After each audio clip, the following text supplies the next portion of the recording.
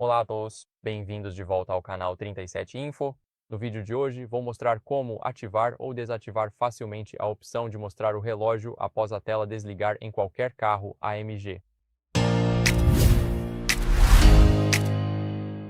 Neste caso estou usando o AMG S5EV. Vamos para as configurações depois de deslizar para a direita. Vá para configurações e aqui você deve ir para geral. Em geral, é claro, role até o final. Aqui temos a opção mostrar relógio quando a tela estiver desligada. Vamos ativá-la e, como vocês podem ver, este é o nosso relógio após a tela desligar. Então, é basicamente isso para o vídeo.